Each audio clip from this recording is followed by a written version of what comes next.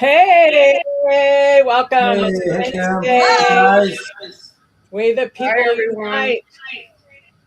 I still got the drums in there. I heard him. I still got the percussion. I'm big on percussion. Let me get Instagram going here and we will get things going. If you're in the chat, let us know that you're here. You know, we love to talk with you. Let us know if you're new and where you are watching us from. So how's everybody on this fine Wednesday? Living the dream. Can't wait for the Obama Center to open up.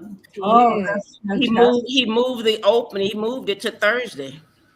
Yeah, New York Knicks, world champion, and their parade. Yep. Mm-hmm. Yep. Mm-hmm. And we'll talk a little bit about that tonight. Mm-hmm. But the main thing, again, I like to look at kind of the patterns when we look at all these news stories. And it seems like we're dealing with now the Trump MO of breaking it and blaming someone else for the damage and then taking credit for trying to fix it. Seems like that's kind of a theme. And that's exactly what we're seeing with this Iran deal. As we all know, the Obama administration had a detailed, verifiable nuclear agreement in place with inspections, enrichment limits, stockpile limits, and international partners at the table. Very smart people at the table. Trump tore that deal up in 2018, called it weak, and walked away. Now, years later, after more instability, more conflict that we started, more uncertainty, we're being told that this new Trump framework is some kind of breakthrough. But here's the question. Is it leadership to rebuild, to rebuild the guardrail that you ripped out yourself? No. Right? I mean, that's ridiculous. So we're going to take a look at that. And then there's reports, I don't know if you've all heard, Gavin Newsom did a briefing, was it yesterday or day before, that the DOJ is investigating him and his wife. Mm-hmm. So there's allegations around taxpayer funded. We'll talk a little bit more about what that is. But then, in addition to that, we're going to talk about Kash Patel. He keeps coming up in the news around these taxpayer-funded loyalty bonuses. Have you all heard about that? Yes. So, you know, it just keeps going. And of course, we have the midterm watch, and we'll talk a little bit about that. So enough of me talking. Let's see where we're going to start today. Let's start with this Iran deal and see really what it's all about, because I do have a little bit of a comparison that I'll share with you about what the differences are.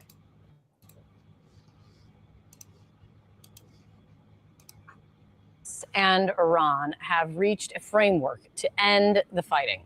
A signing is set for this Friday, and what needs to be worked out before then, what they're actually agreeing to, in what timeline and what's left to be worked out, is a very big question. Joining me right now is CNN's senior military analyst, former NATO Supreme Allied Commander, Admiral James Stavridis. It's good to have you here on a day where there's some answers and a lot more questions. Admiral, can you characterize this moment for us in your mind? Like, how close are they to ending the war, do you think? I think it's like a car kind of chugging down the highway. It's been moving in this direction, Kate. You and I have discussed it over the last couple of months. We always kind of felt there was a 65% chance we'd get to an agreement. Here we are. So car is chugging along. Here's the bad news. There's a lot of sand in the gears.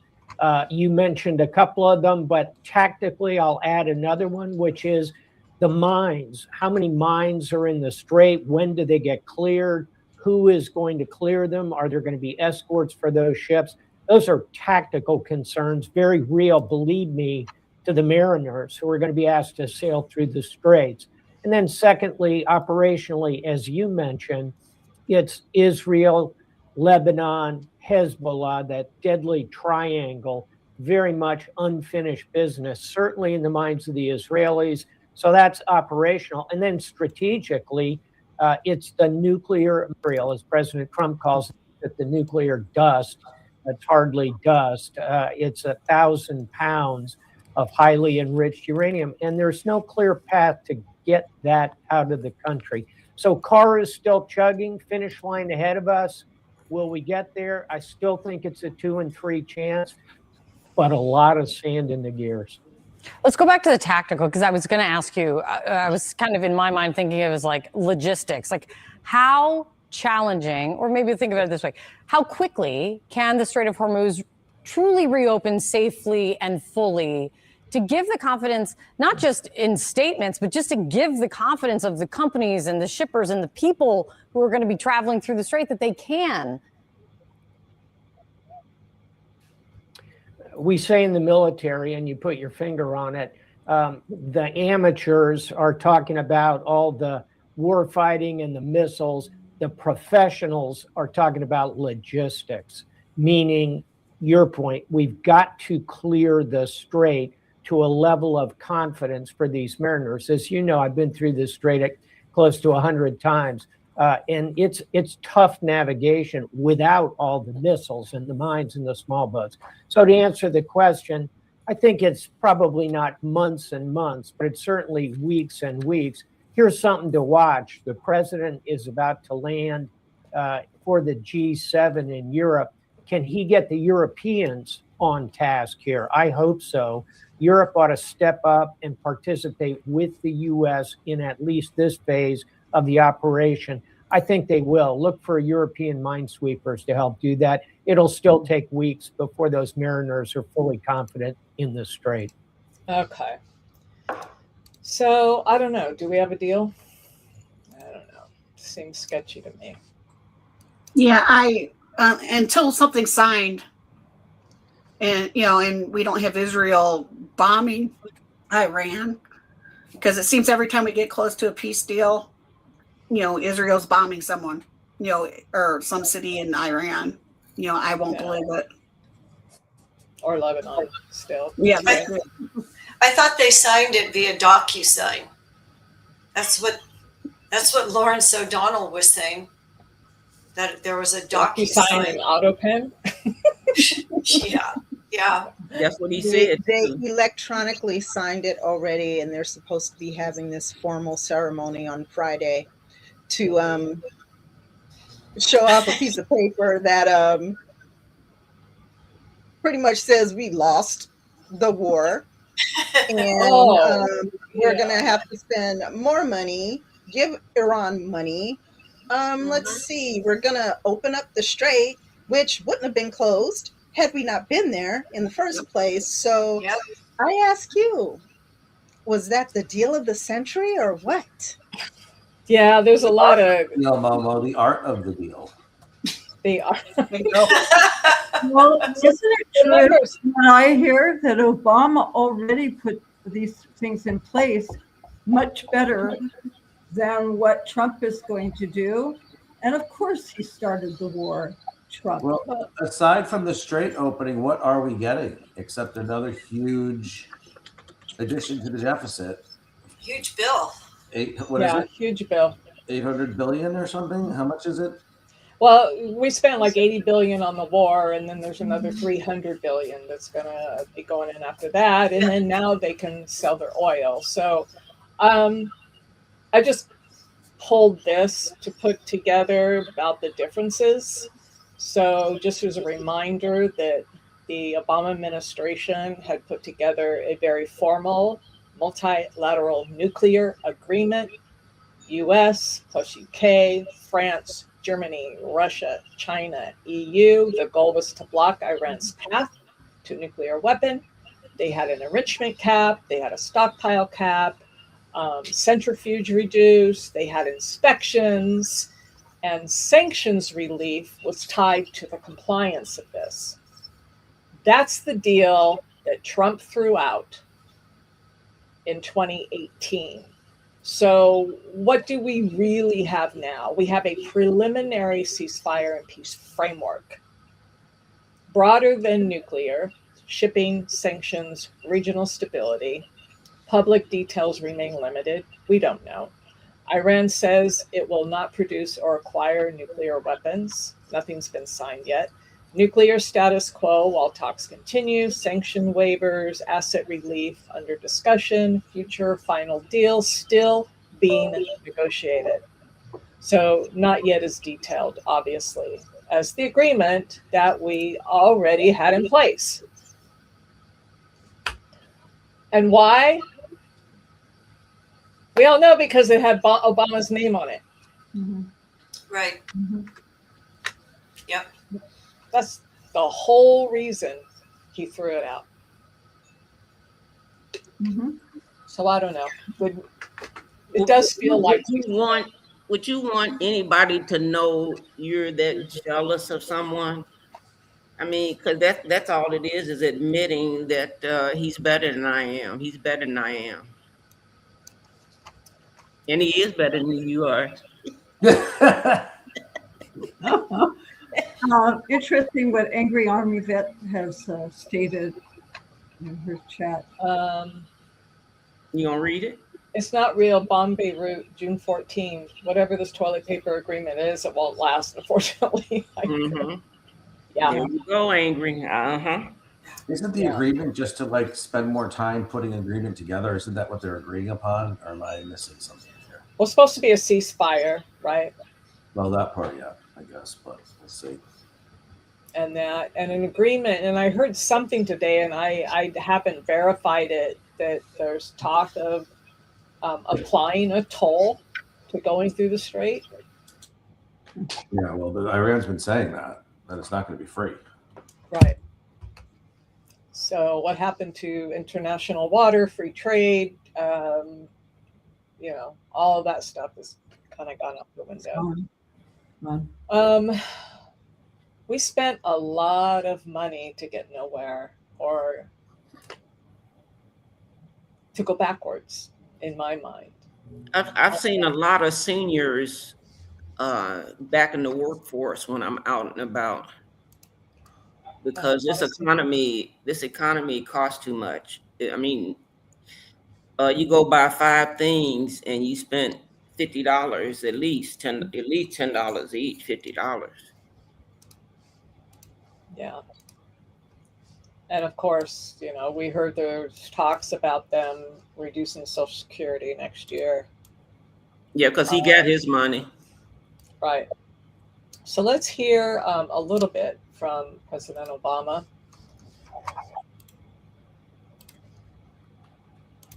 The agreement that arises is going to be significantly different, or a significant improvement from the deal that we had in the first place. Is there a sense that many Israelis in and outside the government actually agree with Mr. Obama? This is likely to be just like the old deal, which Israel didn't like the first time around? I think that's sort of dawning on the Israeli public and Israeli politicians. We've even seen some of the pro-Netanyahu right-wing media start criticizing not only the deal, but also President Donald Trump as well, which would have been unthinkable just a few months ago or just a few weeks ago during the war.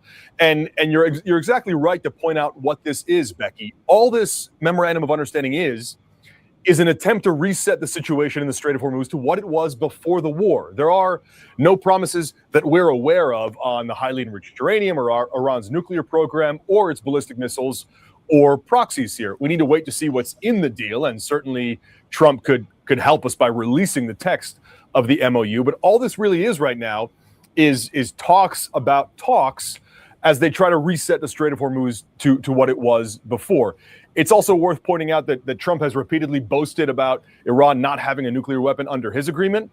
Well, if you look at the language of the Iran nuclear deal under former President Barack Obama, the JCPOA, that's provision 3 under the preamble and general provisions that Iran will not have a nuclear weapon. This isn't some new thing that Trump has discovered. It is exactly what was in the Obama era nuclear deal. In the whole history of the Yeah. So I don't know. The whole thing is baffling to me still. Thoughts? Yeah, it's the chart of the deal. I mean, we should write a book. That's why we don't have anything to say, because he didn't do anything. He didn't do anything but ruin a lot of people's lives. And now you get JD Vance talking about, oh, well, I'm really just trying to sell a book. We know. He was on The View with all of those lies. I'm like, you're not trying to help us as a country. Why would we want to vote for you in 2028? And then Elon Musk talking about, well, he knew 5 hours before the election was over that Donald Trump had won. I'm sure he did. Yeah. I could not believe that Vance said, "Oh, I'm only here to sell my book." He knows he's not popular. He knows he has no chance in 2028. What an idiot. So now it's, bide his time. But what we did get is more debt. We have used up a lot of our arsenal, right? We've spent so much money on this and gained nothing. That's why you have to, there's no strategy, right? Everything's transactional. Talking about the art of the deal with him, everything is transactional. There's no thought going into this. There's no strategy going into this. And of course, now we have to clean up the mess financially. It's going to take decades. So. But are the elections fixed forever? He said we're not going to have to vote again. Are the machines already ruined? We'll find out, right? We don't know that. But we have to vote in such a large number that it can't happen. Yeah. Exactly, and that's what Timothy Snyder's saying. Bill Ryan, I haven't right? seen On Tyranny, the writer of On Tyranny, it has to be such a big turnout and such a big win that there is no question. So they talked about, what are your thoughts on the comment about that our European allies need to be involved in this last part of this? Did you see this nice picture of him at the G7? I didn't. When he was walking the other way, when everybody's going to the left and he's going to the right. Well, it's like he's about talking his dumb ass. Doofus. Did he push anybody out of the way? That's what I want to know. Yeah, he pushed him the last time. So would you join us? I wouldn't. If it were me, I wouldn't. No. Well, you messed up to fix it. We've talked about it before. NATO is a defensive strategy, that we come to each other's aid in a time of war where we have to protect ourselves, not when we are the aggressor. And I don't know about you, but I never in my lifetime thought that we would be the aggressor in this type of war. I never thought, no. Yeah, wasn't it Hegseth, I think, who said something to the effect of, when someone asked him, wasn't this the same deal? It's like, yeah, basically the same deal, but we accomplished it through strength. It's like, what is that supposed to mean? But it's not the same deal. It's a worse deal. But it's not the same deal. No. And I'm sorry, strength is not what they think it is, right? Diplomacy is the way that we have always gone about, or that we've tried. We've never been perfect. We can go there, but. Well, I don't understand where all these Republicans are and all these MAGA people, where they're getting all their money to sustain their lifestyle, and this has not affected them. From like, us? where do they think the country's getting all this money? Haven't they realized, hasn't the inflation taken the toll on them? The price of gas, all of the services we've already lost, such as Board of Education and a lot of the other benefits that have been going away as an aside. The benefits not going away, they're taking our money. Right. And how come? I don't understand. Like, where is everybody? I don't understand that part either. That's what I don't understand, why more people haven't shouted out. But it's going to be worse. It's just going to get worse and worse. And yeah, I don't know either. Maybe it's, well, we've talked about too that there's that 30 some odd % that are always going to be the loyalist. and they won't admit if their lives have been turned upside down. And I think that's what we've seen, because the cult won't. That's But just the nature of the cult. do you hate that bad? Is racism that awful? Yeah. I mean, you talk to your white fellow people. I don't have no white fellow people, but I got some white friends. Now, don't get me wrong, but I do have some white friends, you know. But I'm saying, you know, I consider you my friend. and I consider you my friend. And I'm just saying, though, that the people that you interact with, you know, I mean, do you really have serious conversations with them and saying, why do you hate us so much? I don't know any MAGA. Oh, I do. I do. Well, that's I had conversations this afternoon about a third party. A friend of mine I used to work with called, and we were talking about someone else. Like, why does he hate Black people so much? Why does he hate?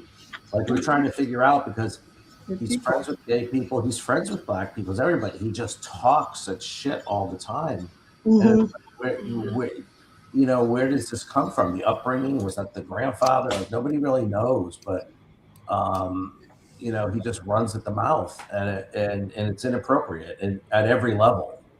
And so everybody's been kind of shutting him down and avoiding him and not inviting him places. He's getting all upset, and people are like, well, because you don't shut your mouth, and we don't want to hear your rhetoric anymore, because humans are humans and everybody deserves an equal right, and we all came to this country from somewhere.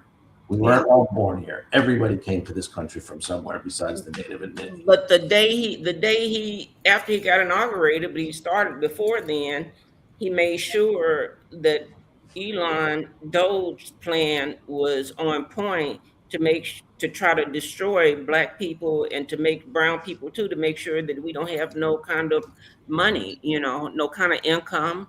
They don't want us to stay in their neighborhoods. They don't want us to have a nice car. Everything we try to build, they burn down or tear down, or they or they get the brown people and they just beat them to death and send them to another country. We don't deserve that. We don't deserve him. No, you don't deserve him. No. Yeah, I agree. None of okay. None of no.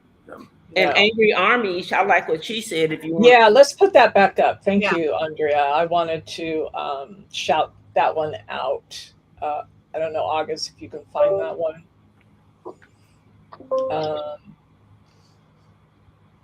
Yeah, you cannot bomb your way into a deal. 100%. These are the most incompetent, unserious people. Hexa thinks he's playing Call of Duty daily. Such a disgrace to the uniform and army. Absolutely. Thank you. Okay, so there's going to be more on that. So we'll talk more about that maybe next week. We'll see. Keep an eye on it. So let's move to this story. I don't know if everyone has seen a little bit of this. Obviously, we live in California for Maureen and Mo, and so I've seen it. We watched this pretty closely, but let's just play a little. We'll play the whole thing, but let's just play a little bit of it. Federal agents have knocked on the doors of family, friends, and former employees, not because they found a crime, because they're simply trying to find one. They're demanding records. They're abusing the grand jury process, digging through years and years of random documents. Donald Trump isn't just coming after me because of my mean tweets. He's coming after me because I'm considering running for president, because he hates that I've consistently called him out over and over again for his lies and deceit. Donald Trump is simply the most corrupt president in American history. Amen. He's turned the levers of government into his own personal power ministries to reward cronies and to try to jail his opponents. His personal attorney now runs the Department of Justice, which has repeatedly gone after his political enemies. Ask Jerome Powell. Sent them after James Comey, Trish James, Adam Schiff. He sent them after Tim Walz, and a woman that a jury found Donald Trump had sexually abused. One by one, anyone who has challenged Donald Trump has ended up on his hit list. And today, I proudly join that list. After calling for my arrest last year, Donald Trump directed his Department of Justice to investigate me. And just in the last week, I've learned that his campaign has reached my own home. To get me, he's coming after my wife, Jen, a public servant, a woman who's dedicated her life to supporting women and girls, someone who has done nothing wrong other than having the temerity to advocate for what she believes in. If they can't intimidate me, they'll go after the mother of our children. Donald Trump picked the wrong target. We have nothing to hide. His political operatives can take. I'm going to stop it there because that's the gist of it. They're now going after Newsom and his family. Of course, there's a lot of spin out there. We'll know this was a whistleblower. This was someone in California in the federal office there who are investigating wrongdoing based on this whistleblower. So it's like, what? How do you know? Well, you Californians, do you think he has anything to hide? Do you think they're going to come out with some sensational stuff like Swalwell or any of the others? Or do you think it's going to get through? No, I don't think so. No. The problem with this administration is they gather all these documents, but you don't know what the hell they do, what they say. They lie to grand juries. They fabricate. So it's really hard to know. It's really disgusting. Trump has thin skin, and whatever you do, like even if you're a stranger in a parking lot and you see something derogatory towards him, he's going to try to find you and prosecute you because he can't take anything. Like, he thinks like he's the greatest person in the world, and his ego gets bruised in the mind. Like, I have a little kid that could go up to him and say, "Oh, I don't like you," and that kid's going to be serving 10 to 20. It's getting that ridiculous. Gavin doesn't let the Cheeto rock him whatsoever. Hair stays in place always. Yeah. You will not get me that. Yeah, that's a good one. Very good. Yeah. That's a good one. He has great hair. Yeah.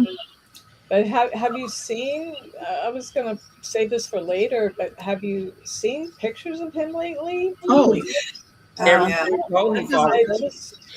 It does not look well. Yeah.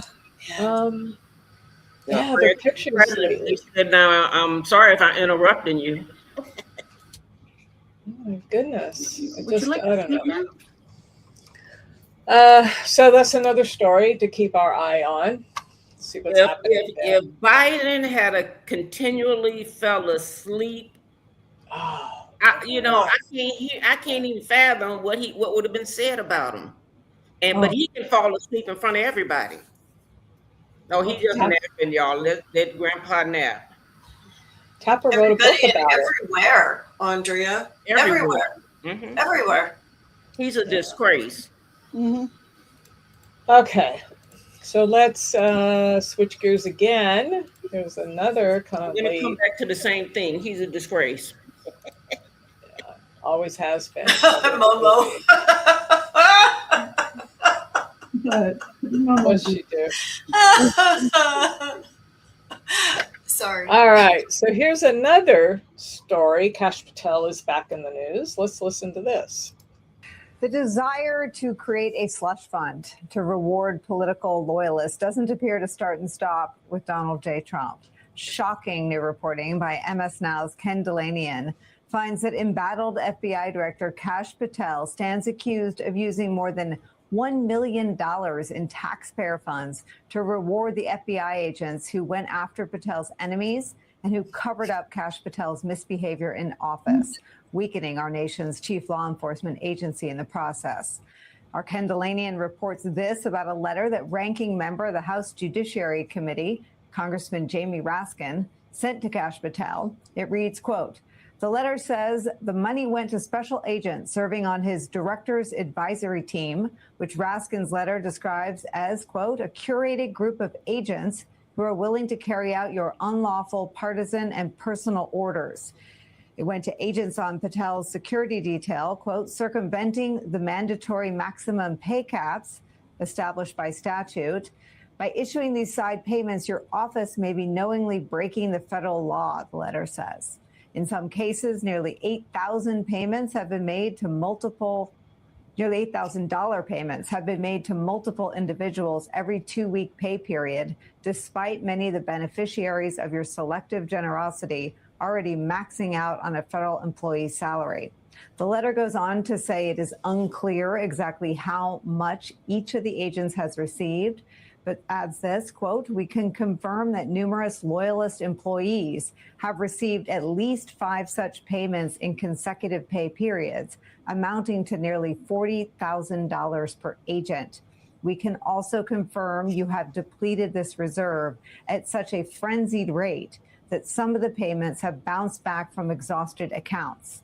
Here's more from that stunning letter from Congressman Jamie Raskin. Quote, "We know the agents on your director's advisory team, perhaps better known as the Payback Squad, given their reported willingness to pursue political targets and overlook pesky legal obstacles like probable cause, have received a significant amount of these funds. These Payback Squad lieutenants have repaid your corrupt generosity by polygraphing FBI employees, including members of your security detail and information technology personnel suspected of not fully participating in the cover-up of your excessive drinking habits and erratic behavior, such as the famous episode in which you locked yourself out of your computer, panicked, and then told staff and allies that you had been fired. For their part, the agents on your security detail have also witnessed your indiscretions when joining you on date nights and bro trips alike. It is not clear whether these bonus payments have simply been a corrupt attempt to slide cash to friends, or whether they are also meant to ensure the silence of the agents who witnessed your inebriation and accompanying professional negligence and misconduct.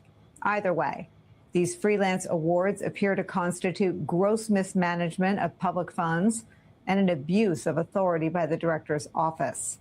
The FBI has not responded to MS Now's request for comment on Congressman Raskin's letter, but it is just the latest episode that raises new alarms about Kash Patel's conduct and willingness to upend the FBI for his personal purposes.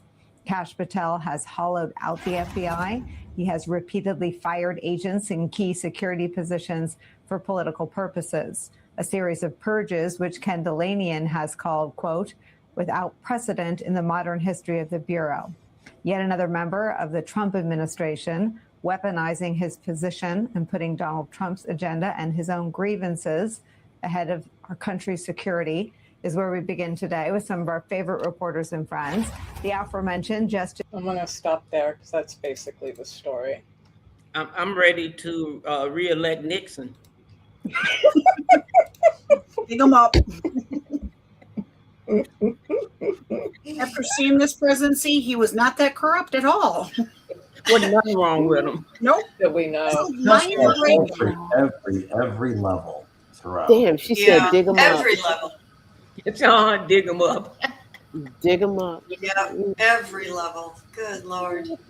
Worst cabinet I've ever seen. I don't think there's one qualified person on it. I'm so disappointed in the Supreme Court. I told you, I mean, really, you do get speechless. You get speechless. Well, it's surreal. It's just surreal. Yeah, it is. And it makes me, with all the just destruction of all of our institutions, are we going to be able to rebuild like the FBI? They were like the highest caliber, institution that upholds the law in our country. They were so highly regarded. Only the highest caliber people were selected for the FBI. And I don't know. And what exactly is his rationale for gutting it? Loyalists. They're all loyalists in there now. He cut all the agents who were on the investigations of Trump and anything around that. And this is, we talked about this. Let's see if I still have it. This is, to me, epitomizes what we're seeing in this caliber of law enforcement. You know, this little clip applies to just the police, but it says everything right here. And if you grew up in the 70s, you'll recognize this. If you didn't, you won't. But I love this clip.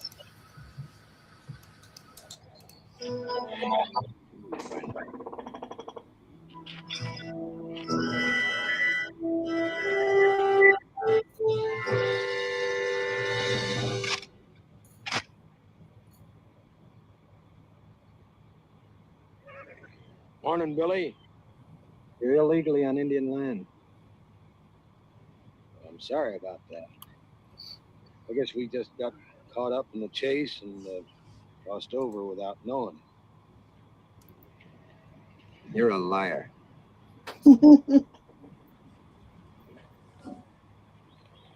We got the law here, Billy Jack. When policemen break the law, then there isn't any law.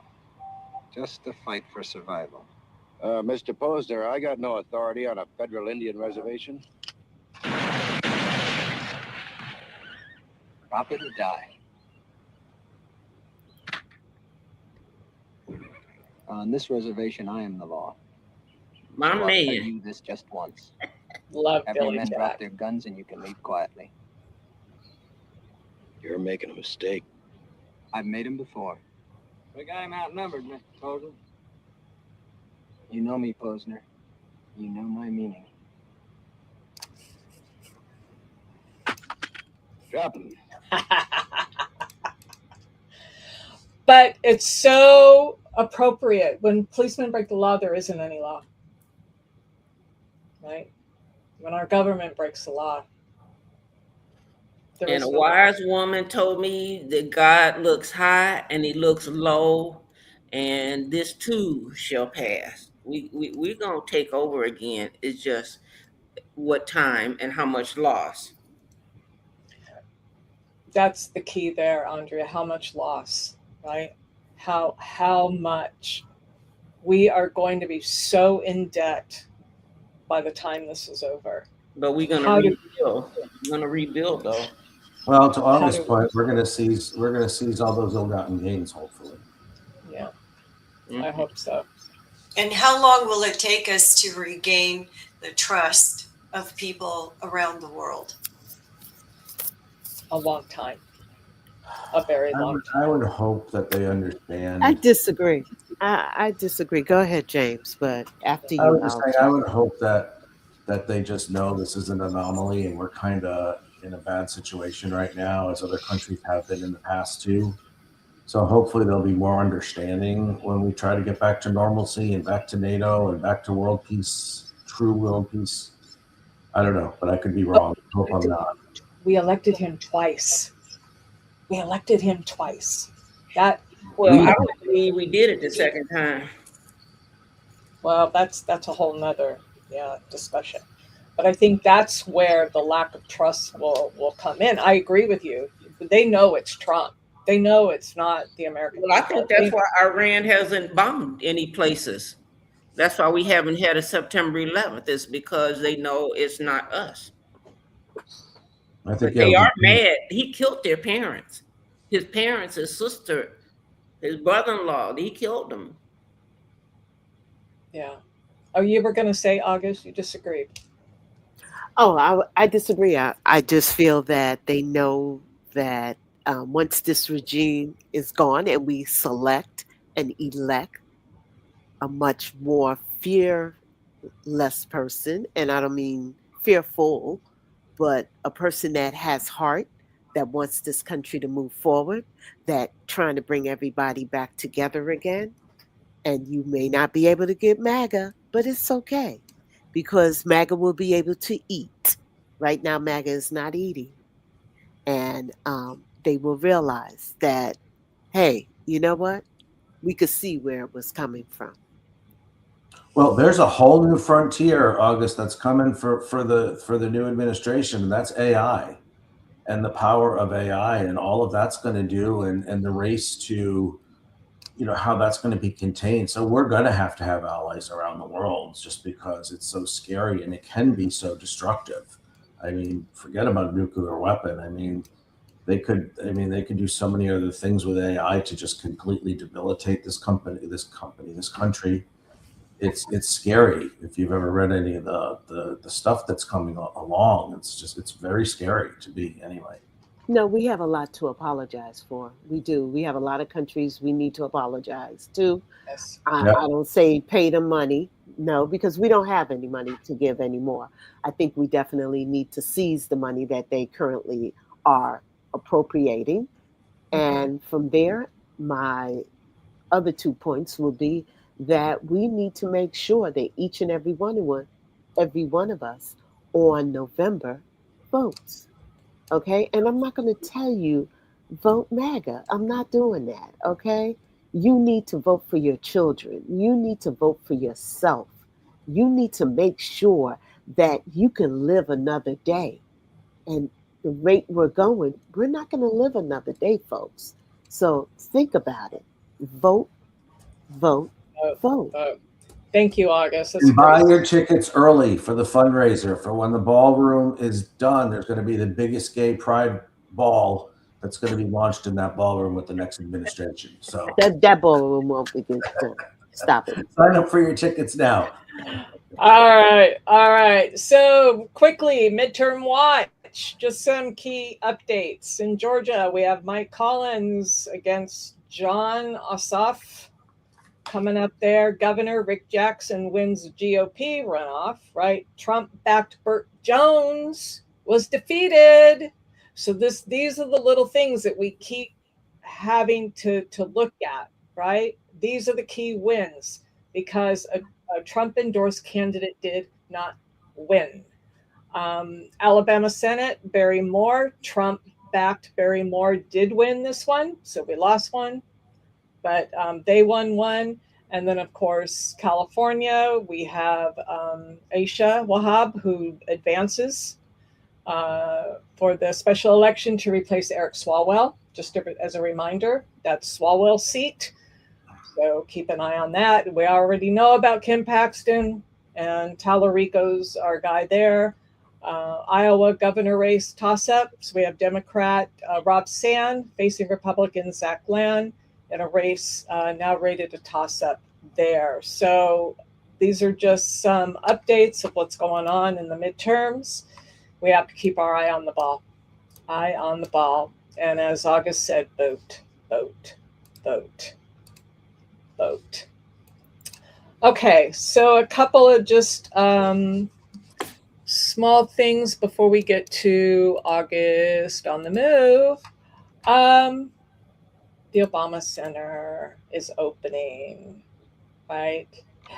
Did y'all hear that after Trump had to cancel the concert when most of the artists bailed out on him? Obama had Stevie Wonder, Bruce Springsteen, Bono, The Edge, Christina Aguilera, Jennifer Hudson, John Legend, Eddie Vedder. Yeah. So he said you can have Friday. I'll take Thursday. The other thing is they're going to have to start over with the Supreme Court. Yeah, that we know. They're no longer credible. That we know. Let me just put up a couple images here, kind of just a quick news updates. We'll get to August on the move, and if we have time after that, we're going to talk about the opening of the Obama Center. So these memes have been going around. First it was, Biden, Obama, reflection pool before and after. And Trump. And of course, they were all altered, right? The problem is this one on the right is not altered. This is what the reflection pool actually looks like because people have been going there and taping and video and recording and looking at all the algae. It is now in this pool. They said everything Trump touches dies. Why just leave it? Why can't you just leave it alone? No, look at it. Atlantic City is thriving. It's a world destination. He could have gave them $14 million to the needy. Yeah, exactly. Did you all see this? CBS Propaganda was forced to pay a fine after Stephen Colbert played an unlicensed song from Peanuts during his final show. The owner of Peanuts donated that fine to hero Jeff Jose Andres' amazing World Central Kitchen. Yes. Steven. I A love beautiful Steven. final fuck you from Colbert. Yeah. Yeah. I thought that was great. I And love World Central. Yeah. Last but not least, Sean Penn reportedly directing a movie about January 6th. I definitely want to keep an eye on this. It's reported that Bradley Cooper is on board, and it will be focused around the character of Michael Fanone, who we all know and love. Yeah. So this will be, I hope he does it. I hope they go through with it. I hope they get the funding and everything. So that'll be something to watch for. So did you see Spielberg? I was telling everybody before I didn't get to go. I had, this day I had the time. Okay, I'm going now, and then something comes up. I haven't been there, so I'm going. I'm going too. If Saturday is, if I can't get there before Saturday, I'm definitely going Saturday. So thank you, Andrea. But we love Spielberg, so we're back to that. Let's see. Did I have anything else? Yeah. Let's get to August on the Move. August. Hey, beautiful people. Thank you. You know what? I wanted to ask you, do you really know what this Friday is? So we're going to set you up so you get to understand exactly what this Friday is about. Thursday is Knicks Day. And if you're not a Knicks fan, that's okay. One day we'll win you over. But with that said, let's talk about Juneteenth is this Friday. And I just want to really begin our Juneteenth celebration by anchoring everybody on this story. Let's begin. The story of Juneteenth starts on June 19, 1865, 2.5 years after the Emancipation Act ended slavery in Confederate states. Major General Gordon Granger and Union soldiers delivered the news that slavery had ended to 250,000 people who were still enslaved in Texas. Black Americans celebrated. Freedom brought huge progress in the years after the war. Literacy rates jumped 70% in the subsequent 40 years, and 22 Black Americans were elected to federal government. But when Reconstruction ended in 1877, attempts to build communities were met with violent attempts to restore the power imbalance of the pre-civil rights years. Throughout the 1900s, Juneteenth celebrations continued, highlighting advancements within the family and community and honoring ancestors. In 2016, Opal Lee, an activist in Fort Worth, Texas, set out to make Juneteenth an official holiday by walking from her home in Texas to Washington, D.C. She reached Washington by walking 2.5 miles a day, representing the number of years it took for news of emancipation to reach Texas. In 2021, Lee's campaign was successful. President Biden signed legislation making Juneteenth a federal holiday. Today, Juneteenth is an opportunity to celebrate Black Americans' contribution to American culture and honor the continuing quest for freedom, justice, and equality. The story of Juneteenth starts on June. So with that said, hopefully you guys got a little insight into what Juneteenth is about. Hey panel, talk back to me. What will you be doing this Friday other than being on the round table? How will you celebrate Juneteenth? Andrea? Well, I'm going to be thankful for one thing, and I'm going to be sending up prayers to all of those we lost during that time, and to wait 2.5 years after, we were free to even know it. This is a time, maybe go down to Galveston, where they came. So, will anyone else like to jump in? Reflection, and just see how we can change the future. We're still kind of in that. We are in that struggle.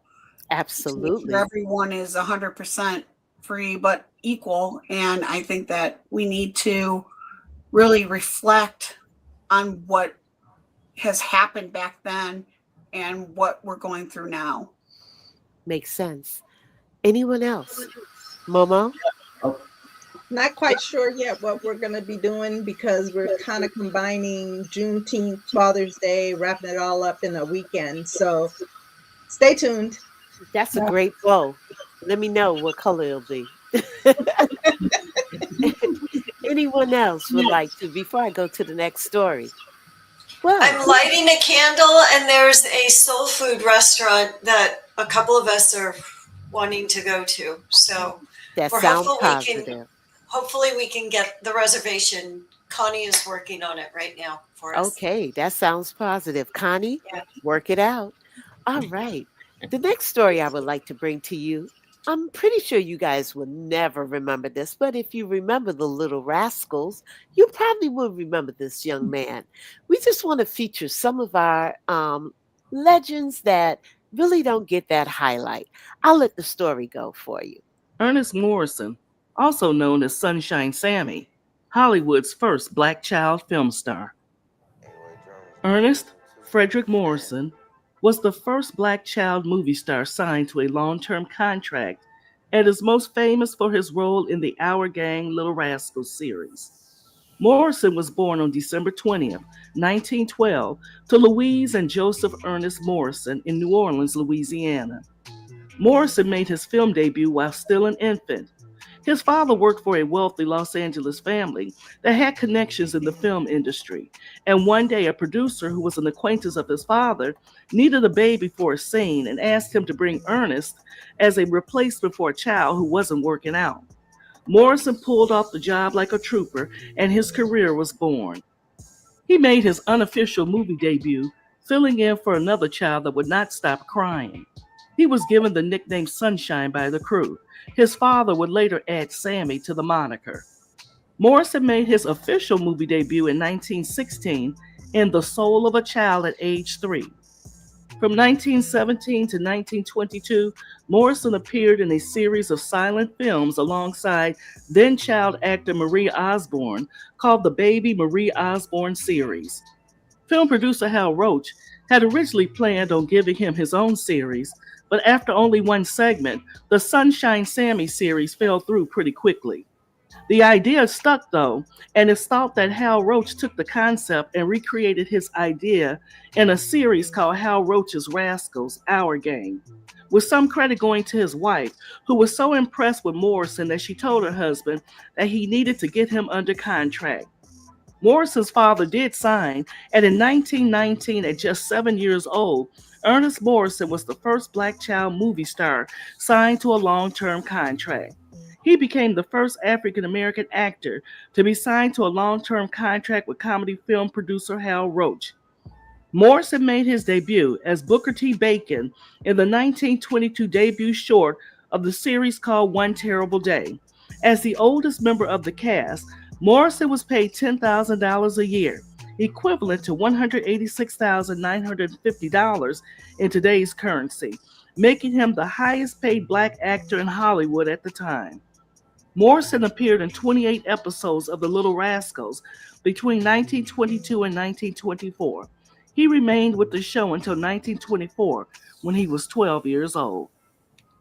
When The Little Rascals made it to the big screen, the idea of a group of friends that included both black and white children was revolutionary. Given the climate of the United States at the time and the fact that Our Gang premiered amid the surging popularity of the KKK and race riots, it's shocking that a diverse cast made it to the screen. Roach wasn't making a political statement, but he was also unconventional and didn't think that there was anything wrong with black and white children playing together. The Little Rascals is filled with characters depicting painful stereotypes, but the series was seen on movie screens just a few years after the derogatory film Birth of a Nation, and even though characters were now offensive stereotypes, it was, at the time, seen as a more favorable depiction of black characters. As it turns out, Sunshine Sammy, Farina, Stymie, and even Buckwheat for a minute or so were young black boys with starring roles in Hollywood and among the most popular performers of their time. There weren't very many blacks of any age getting any sort of featured screen time back then, at least not in the roles that didn't demean the black race. Thus, these young people were heralded in the black press and even by the NAACP as being some of the leading examples of blackness, well before any of them were old enough to drive. Ernest Morrison, along with the other three black boys of the Our Gang series, were the principal black characters throughout the 20th century. The Our Gang film series had a 20-year run. The black community treated them like rock stars. The Our Gang troupe was integrated from day one, and the kids treated each other as equals on screen and on the movie set as well. However, the roles the black kids held often played into minstrelly rooted stereotypes. Black audiences of the time seemed to be generally pleased with Our Gang, overlooking some of the more problematic individual scenes in favor of the overall concept of black and white children playing together. In particular, Ernest Morrison and the actor that played Farina were held up as role models, both for young children across the country and for the black race as a whole. Throughout the years, as the story moved into the 1950s and the 1960s, black audiences became more offended by the cringeworthy bits than comforted by the cutesy premise. Many were offended that some of the scenes most suggestive of minstrel characters would be edited out of the syndication package. Ernest Morrison was the oldest member of the original comedy gang. He appeared in 28 episodes between 1922 and 1924 before accepting an offer to perform full-time in New York vaudeville shows. In 1924, Morrison, at the age of 22, married Annette Maccabee, but the couple divorced in 1936. For the next few years, Morrison performed in vaudeville shows and toured abroad before returning to the screen in 1940. After living and performing for 16 years in New York, Morrison returned to Los Angeles, where he was cast in the series by producers in Los Angeles called The Dead End East Side Kids, and played a character called Scrunno for the next 3 years. Scrunno was the only black member of the gang and had as many lines as the other members of the cast. After leaving the series,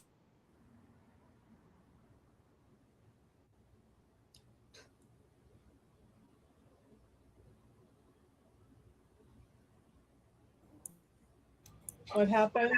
The sound went away. Sound went off. August.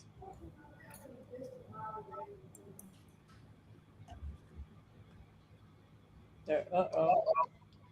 Oh. Are you still there? Okay.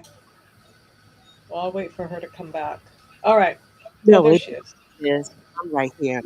But anyway, please straighten your frown, because this have come out of the hard work that we have put in. Also, last but not least, I just only wanted to share with you. August, we can't hear you. Yeah, we can barely hear you. Can you hear me now? Can you guys hear me now? Yeah. There you go. Yeah. There you go. Oh, I don't know what's going on, but maybe they don't want us to tell this story. But regardless of the fact, I just only wanted to quickly share with you this quick thing that I think we've been highlighting fathers, and I just want to bring this dad to the stage with his son. And we say thank you. Thank you for all the hard work that they both have put in. 45 points. You know, life is not perfect, but there are perfect moments. And there's one right there. Now that's a moment. Enjoy your fathers, whether they're here or not. Thank you. Back over to you, Kim. All right. Thank you, August. Let's, I have a couple little clips to play. I'm going to start with Andrea's Funny for this week or for Wednesday. Nice night out. Whoa, look at this. There's your woman right there talking to another man. You stay here. I'll take care of this for you. No. Come back over here. Easy. That's her husband. No.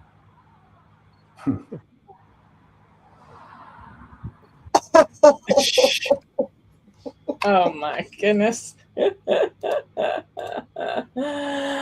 Oh, Andrea. Don't you go over there. Oh my goodness. All right. I ran across this. I was listening to a little Robert De Niro at this event, and then Julia Roberts as well. And I loved what she had to say. So I thought this would be great to share today. It's a reminder. Thank you so much. Thank you so much for being here. Hi. I don't know about you guys, but my heart is beating really fast right now. And I would just like to take a moment together. Let's all just put our phones down for just a second. You can pick them back up in a minute. They will survive without you. But do this for me. Just put your hand on your beating heart and just close your eyes. And just take a really deep breath in and breathe in all that hope, all that love. Just breathe out all that fear. Just let it all go. Let's all join her. And that is the power that we all have together.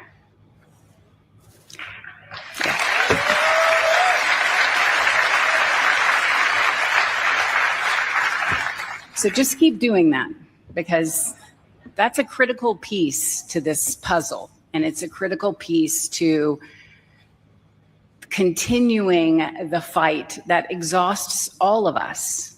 We all feel like, I can't turn the news on. I don't want to hear it.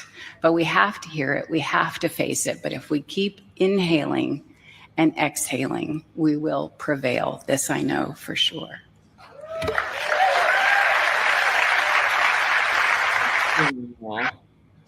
I loved that.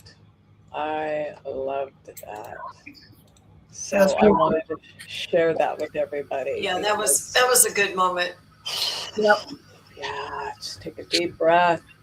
I love that. Breathe in the hope. Exhale all the fear. Mm-hmm. Love it. And with that, I want to say thank you to everybody who joined us today. Thank you to the panel. Thank you for the conversations. Can you put up a Jazzy last comment before we go? Of course. About her dad.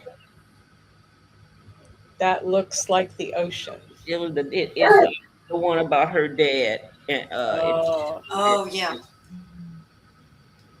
Absolutely. Thank you, Jazzy. Yeah. All right. We will be back on Friday. Please join us for our roundtable, where we will have different topics from different members of the panel. And again, thank you so much. We love you. We'll see you Friday. We tried it. Didn't come. We the people unite.